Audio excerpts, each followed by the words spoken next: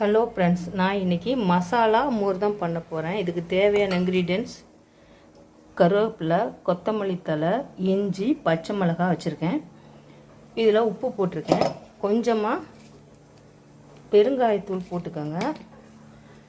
தயிரை ஊற்றிக்கோங்க. கருவேப்பிலை, கொத்தமல்லி எல்லாத்தையும் ஒன்றா போட்டுக்கோங்க. இஞ்சி எல்லாத்தையும் இதை தண்ணி ஒருக்கு ஊற்றிட்டு மிக்சியில் நல்லா அடித்து எடுத்துருவாங்க. எப்படி இருக்குன்னு பார்க்கலாம்.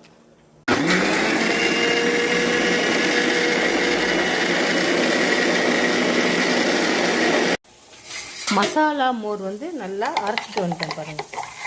எப்படி இருக்குன்னு இப்படி தான் இருக்கும். நீங்கள் வேணுன்னா வடிகட்டிக்கலாம், இல்லைன்னா அப்படியே குடிக்கலாம். சரிங்களா? இது உடம்புக்கு ரொம்ப நல்லது. இதில் நிறையா வெண்ணெய் அதிகமாக இருக்குது பாருங்கள்.